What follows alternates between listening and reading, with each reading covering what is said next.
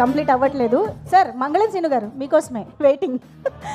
Yes Sunil గారికి ఒక్కసారి గట్టిగా చెప్పట్లు. పుష్ప సినిమా 2021లో రిలీజ్ అయిన తర్వాత సునీల్ గారు తెలుగుతో పాటు బోలెడని భాషలు నేర్చేసుకున్నారు.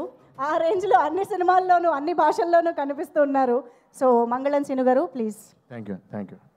అందరికీ నమస్కారం అండి. నేను పుష్ప ఫస్ట్ ఫంక్షన్ అప్పుడు చెప్పాను, ఇది ఏదో మామూలు వైబ్రేషన్ కాదండి, వేరే వైబ్రేషన్ ఇది వెళ్తానే ఉంటుందని. నేను స్పెయిన్లో షూటింగ్కి వెళ్ళి షూటింగ్ నుంచి ఎర్లీ మార్నింగ్ లొకేషన్ షిఫ్ట్ అవ్వాలండి. నైట్ 10 o'clock అక్కడ రెస్టారెంట్లన్నీ క్లోజ్ అయిపోతాయి. ఒక గ్యాస్ స్టేషన్ దగ్గరికి వెళ్ళాం, 9:45 అయింది. నేను దిగి పరిగెట్టి లోపలికి వెళ్ళి 10 o'clock క్లోజ్ అంటది. అంటే ఈ హ్యాండ్కి స్టఫ్ ఏది దొరికితే అది నట్స్ లాంటి ఏదోటి తినేద్దాం, కనీసం భోజనం లేకపోయినా ఇక్కడ అలా తీసుకుంటున్నాం. ఆవిడ లేడీ పెద్దవాడు ఉన్నారు అక్కడ, సారీ క్లోజ్ అన్నారు ఆవిడ. థ్యాంక్ యూ అండి, 2 ప్యాకెట్స్ అని ఇవ్వండి తీసుకున్నా.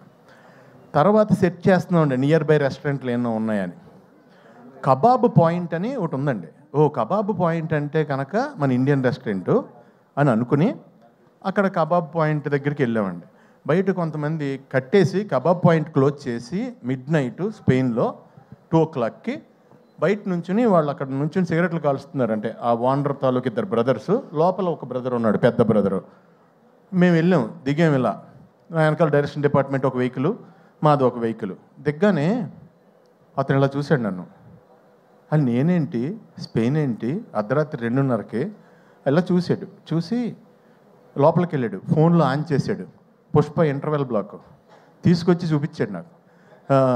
తూ అయినా తూ అయినా అని. అది ఎవరిదంటే రెస్టారెంటు, అది Pakistani people restaurant in Spain.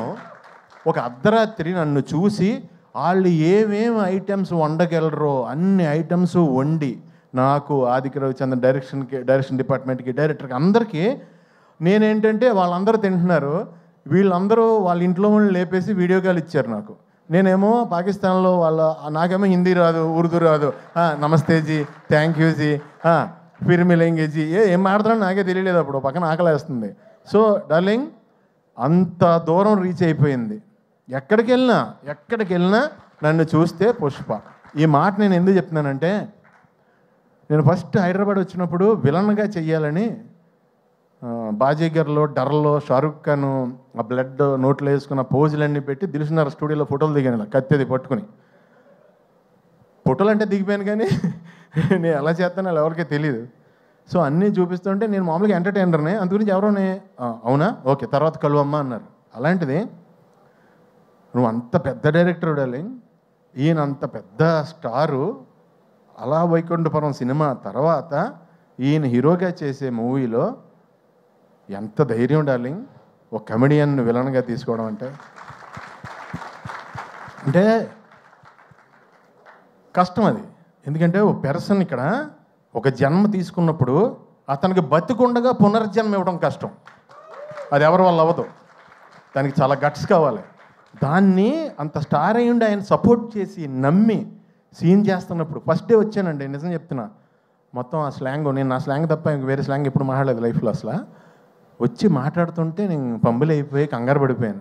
ఎంతో సపోర్ట్ చేసి బన్నీ గారు అన్నారు లేదండి అని, మనం ఇలా సాగదీస్తాం ఇక్కడ లాస్ట్లో.